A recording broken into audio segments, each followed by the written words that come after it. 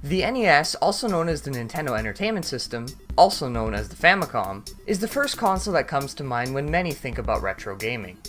And how could you blame them? With such known titles as Super Mario Bros., Kirby, Zelda, and Action 52, this console is what shaped gaming as we know it is today. But over the years, much like your uncle who keeps saying radical and still has his Pog collection, things start to show their age pretty quick. Movement for characters becomes more stiff and broken, and there is just not enough content to keep you playing for hours on end like there used to.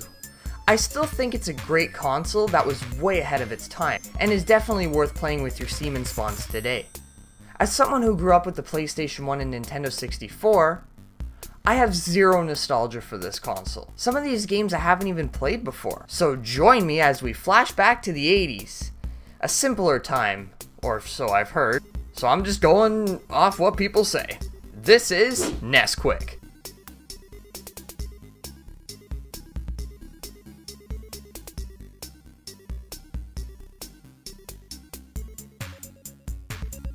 Super Mario Bros. So I could not have picked a better game to start this off with. This is the first game that comes to mind when people think of the NES, or just platformers, or gaming in general. When I first got my NES a few years back, this was the first game I got, and for that reason it will be the first game I will be covering.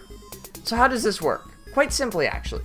Like other reviews, we will discuss everything about the game from how it looks to how it feels when playing it. But this time, I only have 3 minutes to explain everything I need to. See that glass of milk in the top right corner? Once the glass is full, 3 minutes have passed, and the review is done. Games are rated by flavor, banana being the worst, chocolate being halfway, and strawberry being a 10 out of 10. And that's about everything we need to talk about. With that said, let's get started in 3, 2, 1. Released on September 13, 1985, Super Mario Bros. Is a platformer where you take control of a plumber named Mario and set off on an adventure to find the princess. Set in a fictional world called the Mushroom Kingdom, Mario must traverse through the world while picking up coins and killing enemies. Every 4 levels, you battle Bowser, the dragon turtle thing that has kidnapped the princess. Honestly, I get this game is over 30 years old, but damn, this plot sucks ass. This bitch wants to be saved, but she keeps moving. Stay put! Level types include Overworld, Underworld, Underwater, and Athletic? I didn't know that was the theme. Overworld and Underworld being your basic platforming levels where you avoid or kill enemies, collect coins, and go at your own pace. Underwater is basically the same thing, just this time you're swimming. Athletic is where the difficulty gets cranked up. You got tight jumps, enemies chasing you, and stuff falling from the sky. The castle where you fight Bowser also has a little death run before you face it, which adds just a tad more difficulty to the game without feeling tacked on. Mario can only take 1 hit in his normal form, so good thing there is power-ups. You got a magic mushroom, which makes you bigger and allows you to take a hit without dying.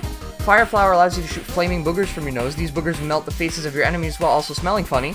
Starman makes you invisible for a short amount of time and it also makes you faster. Be careful because the Starman does not make you invulnerable to pits, meaning you can easily fall and die. And the 1-up mushroom. This is self-explanatory. You get an extra life. And trust me, you will need it because you only get 3 for the entire game. If you're at the last level, or any level for that matter, and you get a game over, that's it. Right back to the title screen. And level 1 it is. Honestly, this is the one reason I would never complete this game. And I feel like they should have added a save function or password screen. They do have warp pipes at the end of some levels, but this feels more like a cheat than an actual progression. As for level themes, there is basically one that just repeats over and over, and this makes the game feel stale, in the aesthetic proportion. The enemies never really change either, they just add a few new ones here and there. The game controls really well for its age, and I feel like it's still something everybody should play at least one point if you're into platformers or retro games in general. Mario doesn't have a move list like punching, kicking, or deep-throating a cucumber, but only a single jump, excluding the Fire Flower. But its simplistic nature makes the game more enjoyable in my opinion, easy to pick up but hard to master. Super Mario Bros. Is, wait, brothers? That's right, I almost forgot. He has a bro there. Luigi. He's basically a green Mario. He was used in multiplayer and was made to be for a second player. He's like that child that nobody wanted, but you needed to have to get that sweet, sweet child tax benefit. So in conclusion, I think Mario is a very solid game, and I recommend this to anybody who's getting into gaming. Mario is strawberry.